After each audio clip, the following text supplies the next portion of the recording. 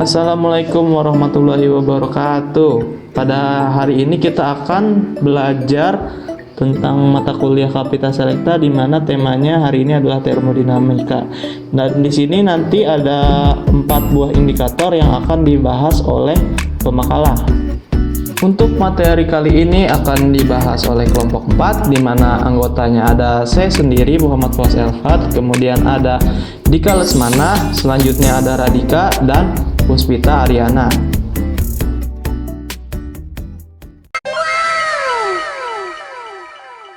Bismillahirrahmanirrahim. Di sini saya akan menjelaskan tentang indikator pertama. Indikator pertama yaitu menyimpulkan keadaan campuran setelah setimbang, apakah campuran berupa air semua atau ada es yang belum mencair. Pertama, ada bagian konsep tentang kalor dan perpindahan kalor. Kalor dan perpindahan kalor itu dibagi menjadi beberapa bagian. Ada yang menjelaskan tentang suhu, kalor, perubahan wujud zat, pemuaian, asas Black, dan perpindahan kalor. Di mana suhu itu dibagi juga menjadi beberapa bagian. Ada pengertian suhu dan jenis skala suhu. Sedangkan kalor, ada pengertian kalor, kapasitas kalor, konduktivitas kalor, kalor jenis, kalor laten. Selanjutnya ada perubahan wujud zat. Kemudian ada pemuaian. Pemuaian ini dibagi menjadi beberapa bagian. Ada panjang, luas, volume. Kemudian ada asas Black. Yang terakhir ada perpindahan kalor. Nah, perpindahan kalor ini dibagi juga menjadi beberapa bagian. Ada yang menjelaskan tentang konduksi, konveksi, dan radiasi. Selanjutnya peta konsep tentang kalor, di mana kalor merupakan bentuk energi, dan kalor dapat berpindah secara konduksi, konveksi, dan radiasi. Kalor dapat mengakibatkan pemuaian, perubahan suhu, dan perubahan wujud, di mana contoh dari pemuaian ialah sambungan rel, bimetal, kawat listrik, jembatan besi, dan kaca jendela. Sedangkan perubahan suhu itu dapat diukur menggunakan termometer. Dan perubahan suhu dipengaruhi oleh banyaknya kalor, massa, kalor jenis, dan kenaikan suhu. Sedangkan perubahan wujud dipengaruhi oleh massa, kalor lebur atau uap, banyaknya kalor, dan kenaikan suhu. Di sini saya mengambil contoh dari soal UNBK Fisika SMA tahun 2019, di mana soalnya yaitu alkohol yang suhunya 0 derajat Celcius bermassa 1 kg dipanaskan pada suatu pemanas. Grafik perubahan suhu terhadap kalor diberikan pada gambar di bawah ini. Kalor yang dibutuhkan alkohol dari keadaan suhu 0 derajat Celcius sampai mencapai suhu 78 derajat Celcius dan seluruhnya telah berubah wujud adalah, di soal sini telah diketahui kalor jenis alkohol yaitu sebesar 2400 Joule kilogram pangkat min 1 derajat Celcius pangkat min 1 atau 2400 Joule per kilogram derajat Celcius. Dan kalor uap alkohol yaitu 2,1 dikali 105 Joule kilogram pangkat min 1 atau 2,1 kali 105 Joule per kilogram. Di sini kami membagi menjadi beberapa bagian. Yang pertama ada fakta. Nah, kalian pernah gak sih merasa bingung kenapa saat kita memegang gelas berisi air panas tapi tangan kita ikut kepanasan juga? Nah, hal ini terjadi karena ada kalor. Kalor yang berpindah dari air lalu ke gelas hingga akhirnya ke tangan kita. Lalu apa sih sebenarnya kalor itu? Kalor merupakan panas yang bisa berpindah dari benda yang memiliki kelebihan kalor menuju benda yang berkekurangan kalor. Nah, salah satu jenis kalor yaitu kalor jenis. Selanjutnya ada konsep. Kalor jenis adalah banyaknya kalor yang dibutuhkan untuk menaikkan suhu satu satuan massa benda sebesar 1 derajat. Kalor jenis benda berubah terhadap suhu. Jika perubahan suhu tidak terlalu besar, maka kalor jenis dapat dianggap tetap.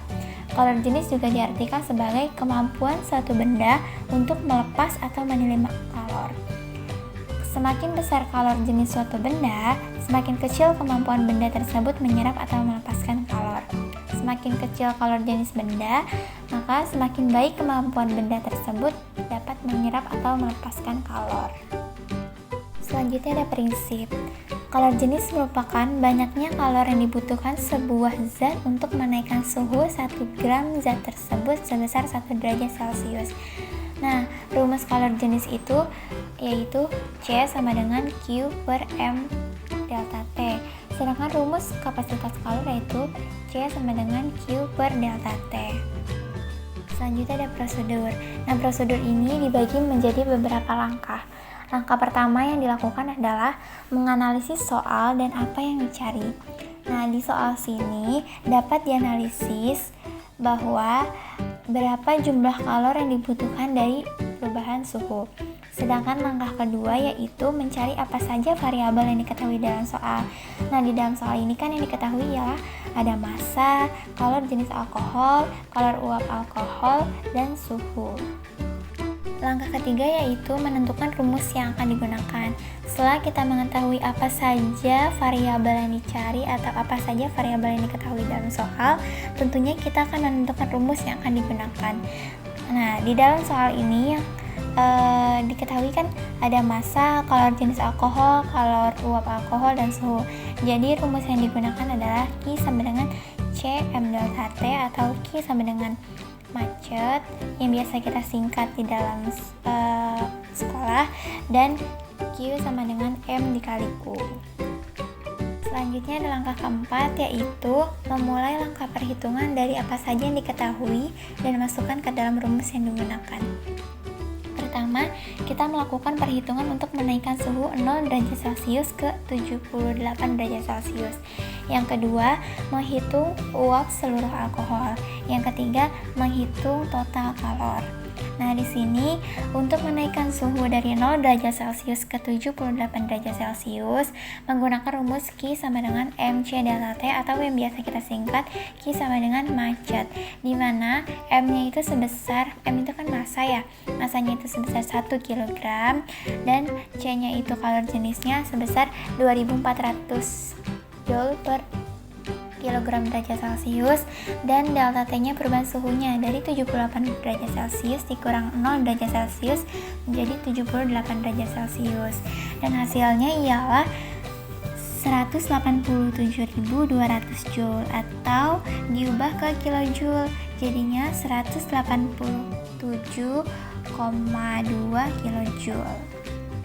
Selanjutnya menghitung seluruh alkohol. Nah, di sini menggunakan rumus Q sama dengan M dikali U. M itu massa, massanya itu sebesar 1 kg dan U-nya itu sebesar 2,1 kali 10 pangkat 5 Joule. Jadi hasilnya itu ialah 210 kJ. Dari yang Joule itu kita ubah ke kilojoule. Dan selanjutnya kita menghitung total kalor. Jadi Q total sama dengan Q1 ditambah Q2, di mana Q1 yang tadi itu sebesar 187,2 kJ ditambah Q2 nya itu sebesar 210 kJ. Jadi hasilnya ialah 397,2 kJ. Langkah selanjutnya itu langkah kelima. Nah, langkah kelima ini ialah menyimpulkan dari perhitungan, yaitu di sini kalor yang dibutuhkan alkohol dari keadaan suhu 0 derajat Celcius sampai mencapai suhu 78 derajat Celcius dan seluruhnya telah berubah wujud adalah 397,2 kJ. Indikator 2. Menyimpulkan keadaan campuran setelah setimbang. Apakah campuran berupa air semua atau ada es yang belum mencair? Ya, di dalam indikator ini, siswa akan dihadapkan pada suatu kasus di mana terdapat sebuah air hangat dan es kemudian dicampurkan. Nah, kondisi setelah pencampuran itu seperti apa? Pada bagian konsep ini dipetakan beberapa konsep penting yang terdapat dalam indikator tadi. Yang pertama adalah energi, lalu kalor, dan kalor itu ada kalor laten serta kalor jenis. Yang selanjutnya adalah peta konsep. Pada peta konsep ini digambarkan konsep-konsep yang saling berhubungan antara lainnya satu sama lain. Dimulai dari energi yang ditransferkan oleh kalor. Kalor bisa ditransferkan secara konduksi, konveksi, maupun radiasi. Dan kalor pun bergantung pada kapasitas kalor dan perubahan suhu. Kapasitas kalor dipengaruhi oleh massa dan kalor jenis zat. Lalu, kalor juga mengubah suhu zat dan wujud zat. Kalor yang mengubah suhu zat disebut kalor jenis, sementara kalor yang mengubah wujud zat disebut kalor laten. Nah, kalor laten ini menyebabkan pemuaian. Menyebabkan pemuaian yang terjadi pada panjang, luas, dan volume.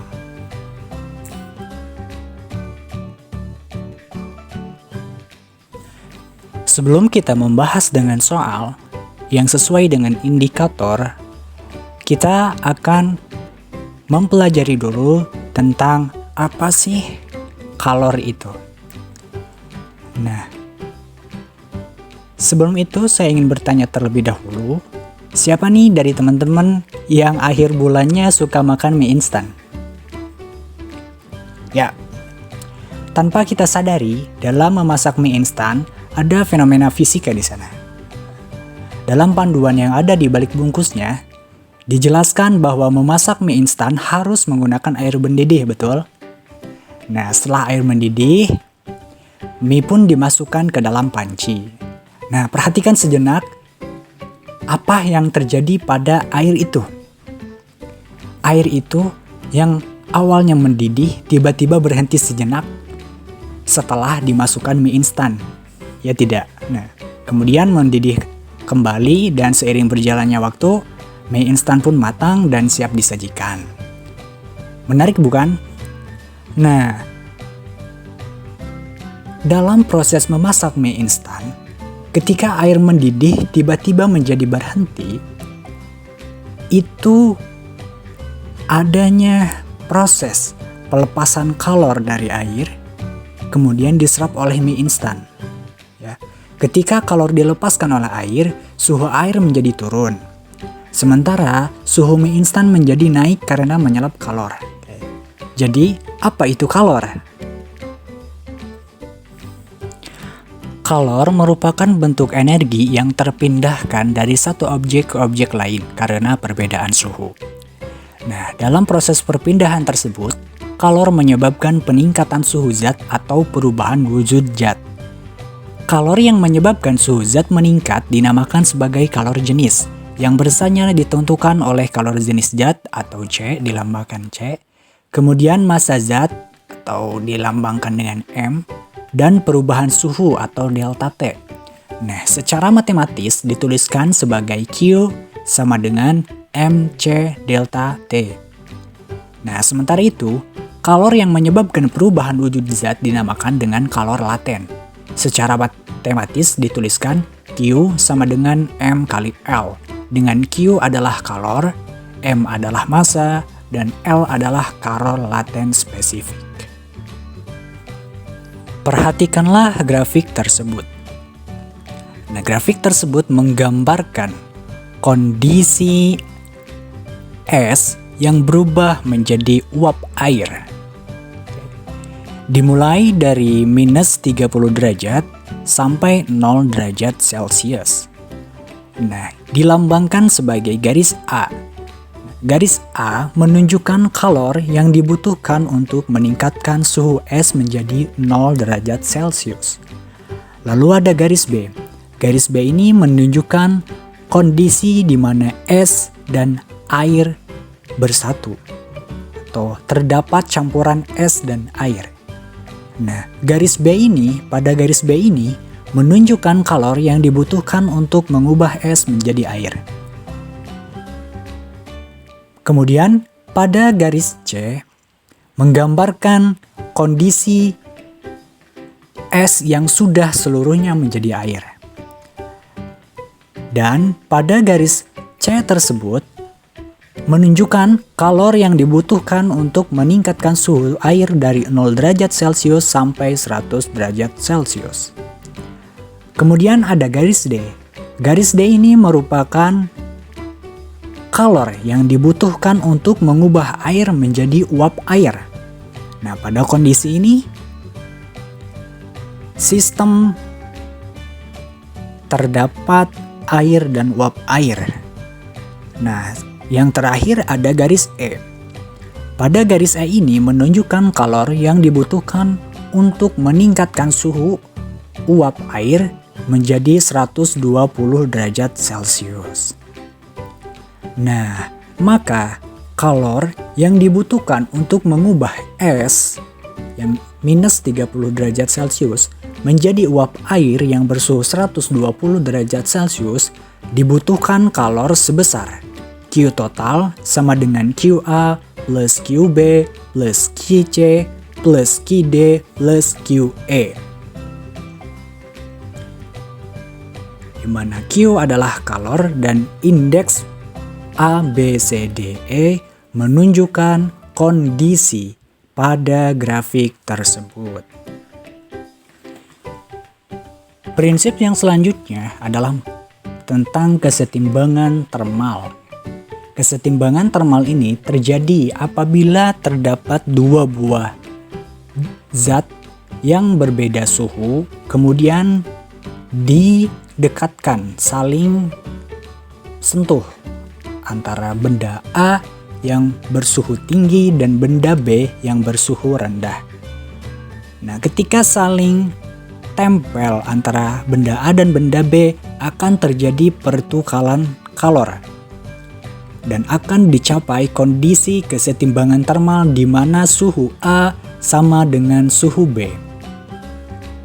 Nah, secara matematis kesetimbangan termal didefinisikan sebagai seluruh jumlah kalor sama dengan 0. Seluruh jumlah kalor ini ada kalor yang diserap yang bernilai positif dengan sistem dan ada kalor yang dilepas yang bernilai negatif dengan sistem. Soal UNBK Fisika SMA 2019 nomor 24. Soal ini merupakan soal yang sesuai dengan indikator 2 tadi. Di sebuah laboratorium, sekelompok siswa melaksanakan percobaan tentang suhu dan kalor. Percobaan dilakukan dengan memasukkan es yang bersuhu minus 10 derajat Celcius ke dalam segelas air hangat bersuhu 50 derajat Celcius.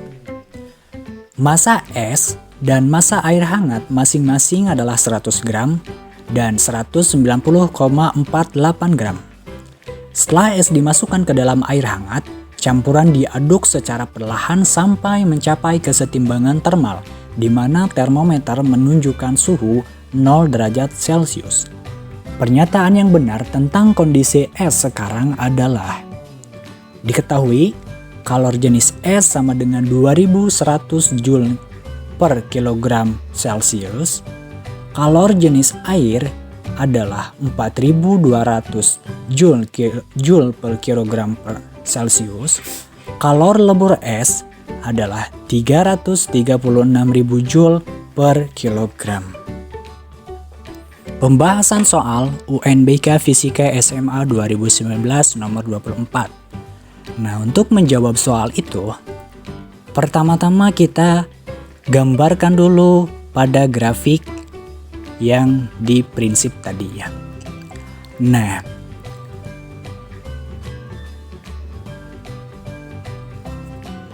pada grafik tersebut, Q1 menggambarkan kalor yang diserap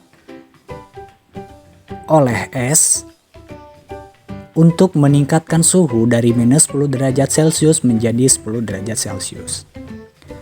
Kemudian Q2 menunjukkan kalor yang dibutuhkan untuk mengubah es menjadi air.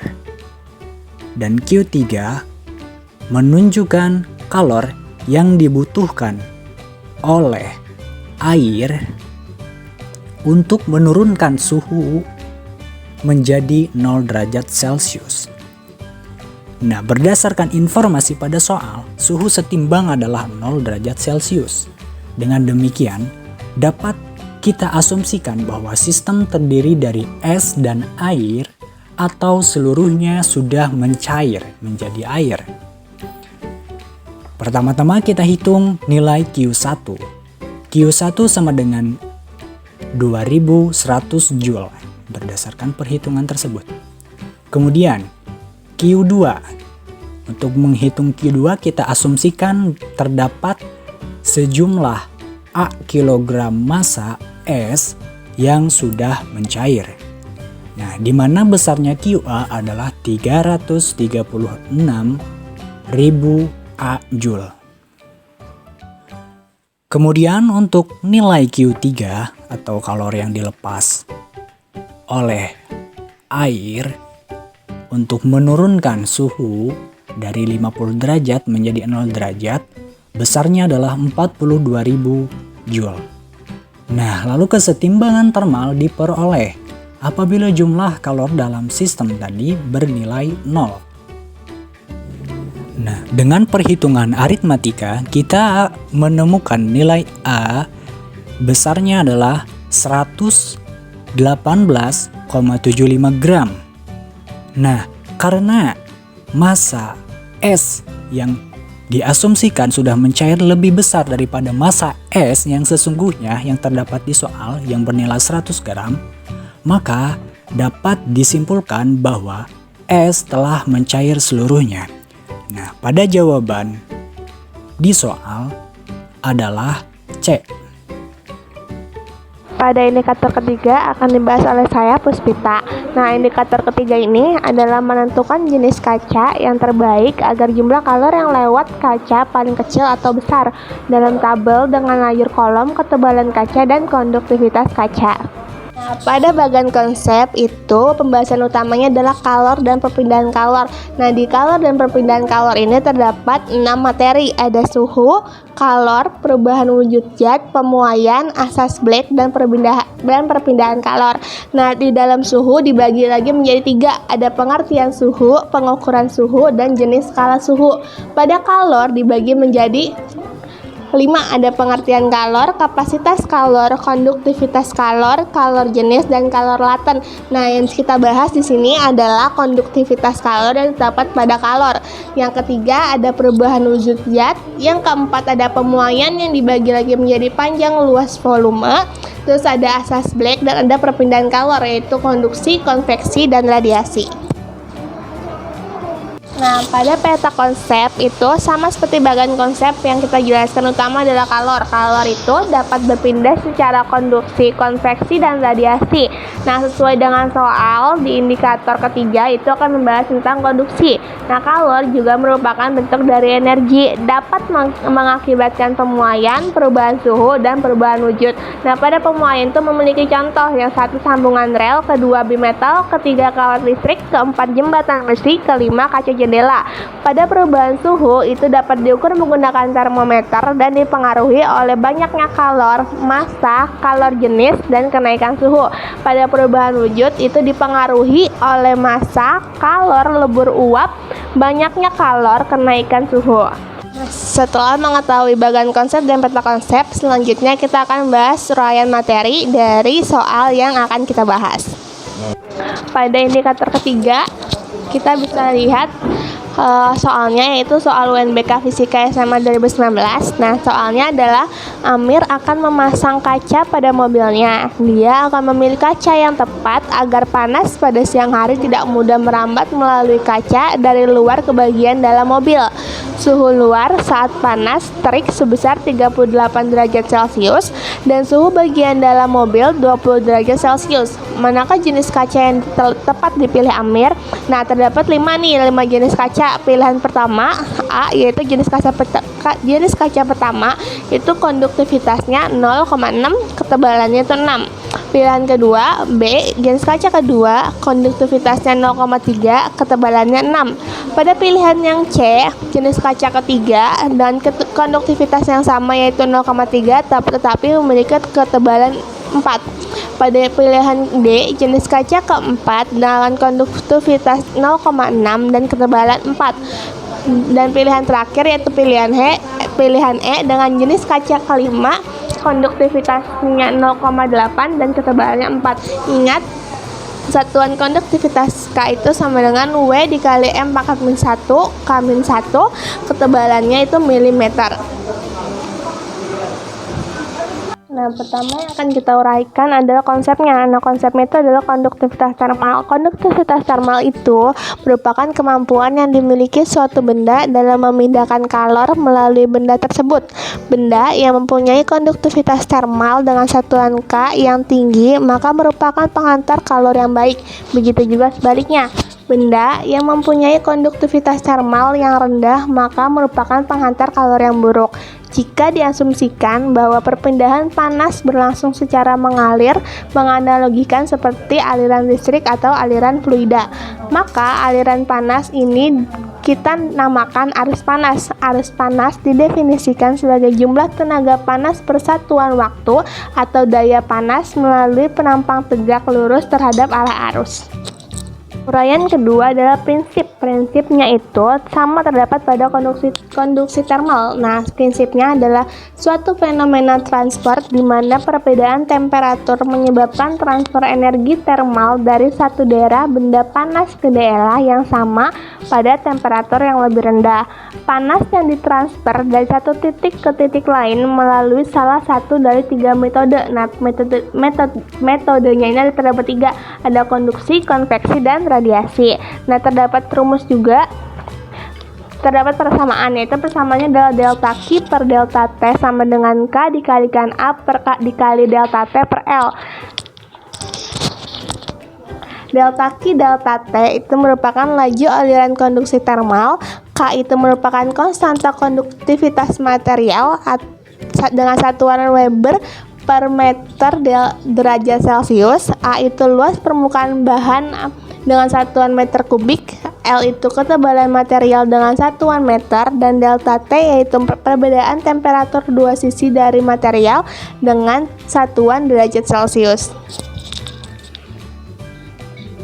Nah, pembahasan dari persamaan tersebut adalah besaran ini didefinisikan sebagai panas Q yang diantarkan selama waktu T melalui ketebalan L dengan arah normal ke permukaan dengan luas A yang disebabkan oleh perbedaan suhu delta T dalam kondisi tunak, dan jika perpindahan panas hanya tergantung dengan perbedaan suhu tersebut.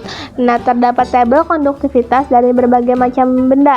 Jadi berbeda benda ya juga berbeda konduktivitas termalnya. Di sini ada contoh aluminium, kuningan, tembaga, timbal, perak, baja, udara, hidrogen, oksigen, gelas, es, dan kayu. Di sini terdapat di tabel dapat dilihat mereka memiliki konduktivitas termal yang berbeda. Contoh pada aluminium, kcal per detik meter derajat Celcius itu memiliki 4,9 dikali 10 pangkat minus 2. Pada kuningan itu 2,6 dikali 10 pangkat minus 2. Jadi setiap zat itu memiliki konduktivitas termal yang berbeda-beda. Nah, pada prosedur terdapat 5 langkah. Prosedur langkah pertama yaitu dari soal ini menganalisis dari soal dan apa yang ingin dicari. Dapat dianalisis bahwa soal ingin mencari jenis kaca yang tidak mudah merambat di dalam keadaan suhu panas. Ini terdapat di dalam soal, bisa kalian analisis awalnya. Nah, langkah kedua itu menganalisis soal dengan mengetahui apa saja komponen yang diketahui, dan yang diketahui adalah konduktivitas, ketebalan, dan suhu di luar mobil dan di dalam mobil. Ini kalian tulis diketahuinya apa saja agar lebih mudah mencari jawabannya.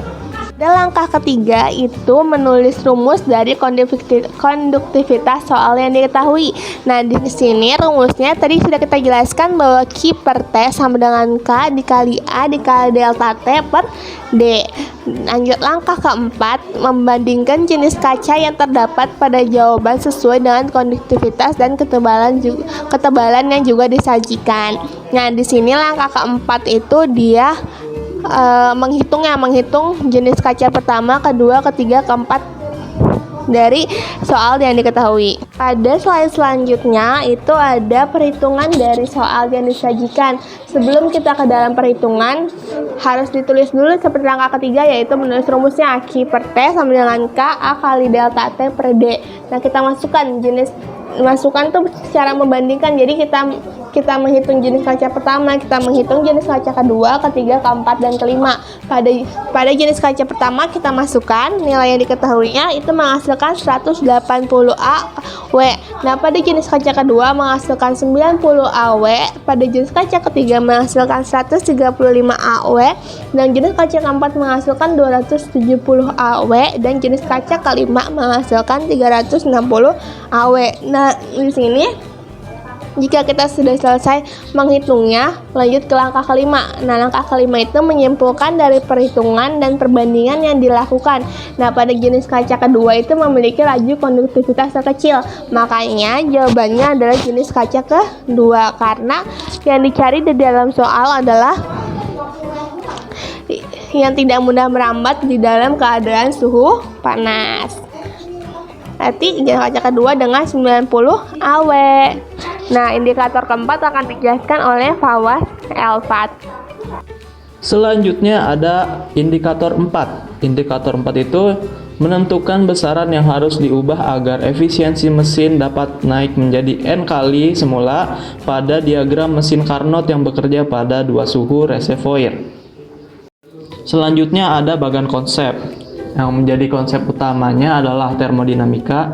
Dan termodinamika ini dibagi menjadi dua, ada hukum pertama dan ada hukum kedua. Di hukum kedua ini terdapat dua, yaitu ada mesin pendingin dan mesin kalor, di mana di dalam mesin kalor itu ada yang namanya mesin Carnot. Selanjutnya ada peta konsep. Di peta konsep ini konsep utamanya ya pasti adalah termodinamika, yang mana termodinamika ini terbagi atas hukum 1 yang penerapannya pada isotermal, isohorik, isobarik, dan adiabatik. Selanjutnya ada hukum kedua termodinamika yang mendasari mesin pendingin dan mesin kalor, dan di mana mesin pendingin dan mesin kalor ini saling berkebalikan. Di mesin kalor ini terdapat mesin Carnot, dan di mesin Carnot ini ada yang namanya kerja Carnot dan efisiensi. Selanjutnya ada proses termodinamika. Proses termodinamika ini terjadi secara ada dua. Yang pertama reversible dan yang kedua ada irreversible. Dan yang kita ketahui itu mesin Carnot itu merupakan kerja reversible. Setelah penjelasan bagan konsep dan peta konsep, selanjutnya ada uraian materi. Oke, selanjutnya di slide ini ada indikator yang udah disebutin tadi dan ada contoh soal. Di soalnya disuruh memperhatikan gambar diagram mesin Carnot. Nah, soalnya itu suhu T1 lebih besar dari T2. Efisiensi mesin mula-mula itu 20%. Bila efisiensinya ditingkatkan menjadi 60%, maka suhu T1 menjadi T1 aksen dan T2 menjadi T2 aksen dengan besaran masing-masing titik-titik. Nah, kita disuruh nyari besarannya akan menjadi seperti apa. Itu pilihannya bisa dilihat sendiri. Selanjutnya ada fakta. Pernahkah kamu memikirkan kenapa sebuah mesin bisa dibuat seefisien mungkin?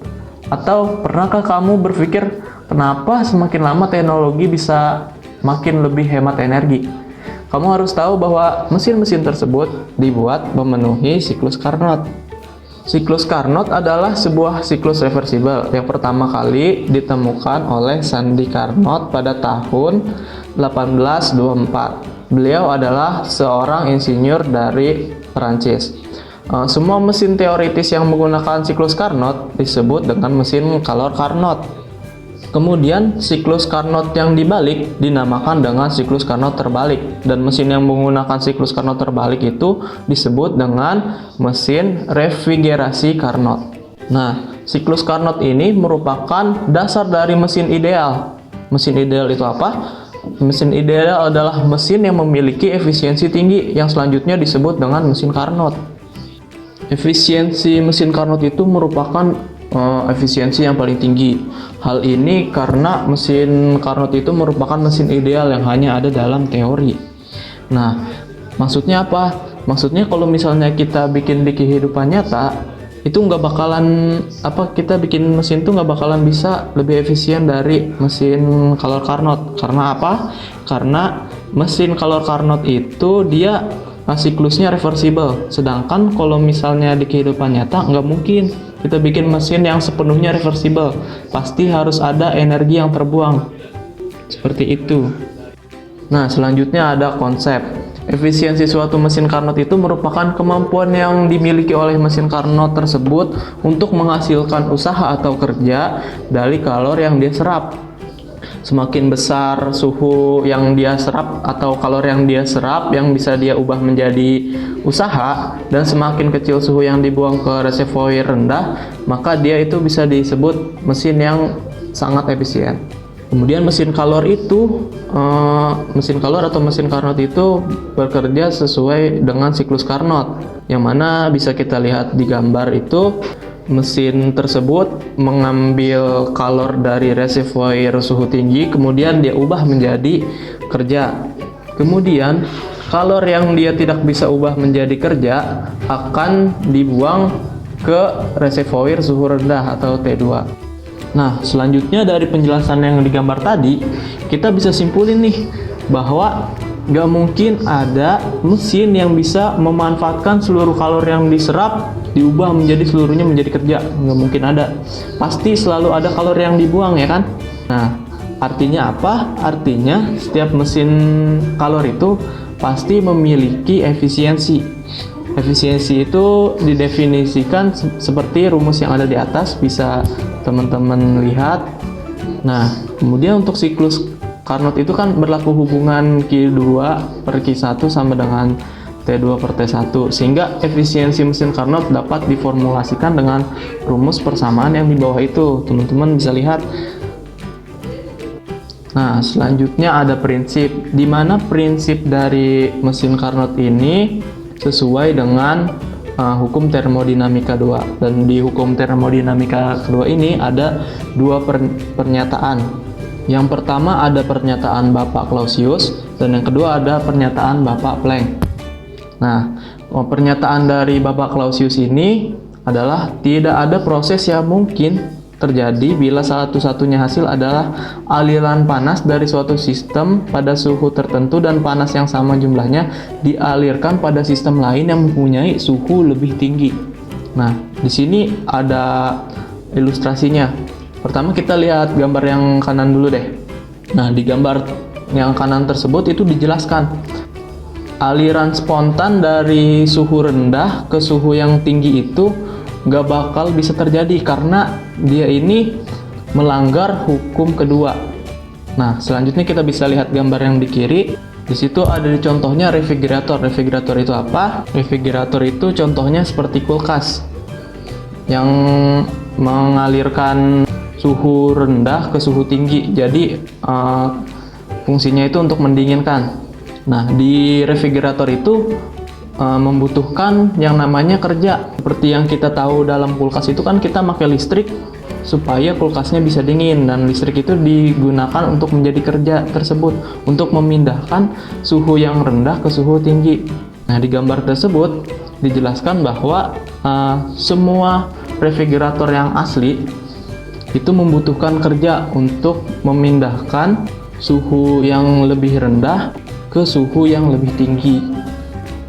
Selanjutnya ada pernyataan Bapak Kevin Planck, yang dimana tidak ada proses yang mungkin terjadi bila salah satunya hasil adalah adanya aliran panas dari satu reservoir pada suhu tertentu dan mengubah seluruhnya untuk menjadi kerja. Nah, ini seperti pembahasan kita di atas tadi, dimana kita bisa lihat yang di sebelah kanan terlebih dahulu.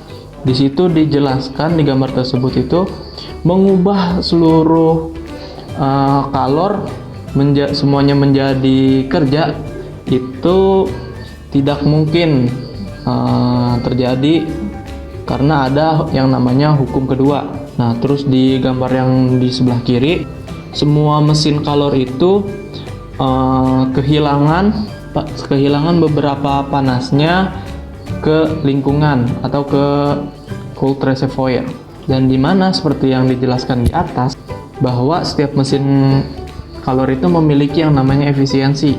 yang mana semakin efisien maka akan semakin kecil kalori yang dibuang dan semakin besar kalori yang bisa diubah menjadi kerja. Oke, selanjutnya ada prosedur untuk pengerjaan soal. Langkah pertamanya kita harus menganalisis dulu pertama apa yang sih yang dicari dari soal ini. Nah, dari soal ini yang dicari adalah besar masing-masing T1, T1 aksen, T2, dan T2 aksen setelah efisiensinya dinaikkan menjadi 60%. Nah, selanjutnya langkah keduanya mencari apa yang diketahui dalam soal. Dari soal kita dapat ketahui bahwa T1 itu lebih besar dari T2 dan efisiensi mesin itu mula-mula 20%, kemudian ditingkatkan menjadi 60%. Nah, selanjutnya langkah ketiga adalah menentukan rumus yang akan dipakai, dan rumusnya itu yang dipakai adalah seperti yang di bawah itu. Nah, selanjutnya itu langkah keempat, yaitu melakukan perhitungan dengan menggunakan perbandingan. Sebelum melakukan perbandingan, kita cari dulu dari data yang kita dapat, kita hitung dulu agar lebih sederhana. Nah, di situ kita yang pertama kita pakai efisiensi 20%. Dan didapatkan itu hasilnya 0,8. Selanjutnya kita gunakan efisiensi yang 60%. Di situ T2 aksen per T1 aksennya hasilnya jadi 0,4. Nah, terus kita misalkan T2-nya itu sama dengan T2 aksen. Maka dengan rumus perbandingan itu kita dapatkan T2 per T1 per T2 aksen per T1 aksen sama dengan 0,8 per 0,4, dimana kita ketahui bahwa tadi kita misalkan T2 sama dengan T1, jadi bisa kita hilangkan karena hasilnya 1 kan. Selanjutnya hasil pembagian dari 0,8 dibagi 0,4 itu hasilnya 2. Selanjutnya kita sama-sama kali ruas kanan dan ruas kiri dengan T1, maka didapatkan T aksen 1 sama dengan 2T1. Nah, selanjutnya ada langkah terakhirnya, itu kita simpulkan jawaban. Dari perhitungan di atas bisa kita simpulkan bahwa T2 aksen itu sama dengan T1 dan T1 sama dengan 2T1. Jadi jawabannya itu adalah C. Nah, jika kita bandingkan dengan jawaban-jawaban yang lain, misalnya jawaban yang A, yaitu misalnya T1 sama T1 aksen sama dengan T1 dan T2 aksen sama dengan 2T2. Nah, di sini kalau misalnya dari jawaban yang A, ini bukannya semakin efisien, malah ini jadi semakin tidak efisien. Gimana T2-nya atau T yang dibuangnya itu akan semakin besar. Selanjutnya kalau yang nomor B juga sama seperti yang jawaban yang A, bahwa T2-nya atau T yang dibuangnya itu akan semakin besar. Jadi si mesin ini semakin tidak efisien malah. Nah, selanjutnya kalau yang D, dari hasil perhitungannya tidak seperti itu, dan begitu pula yang E. Jadi yang paling logis jawabannya adalah yang C kalau menurut saya. Oke, sekian pemaparan materi dari kami. Mohon maaf atas kekurangannya. Wassalamualaikum warahmatullahi wabarakatuh.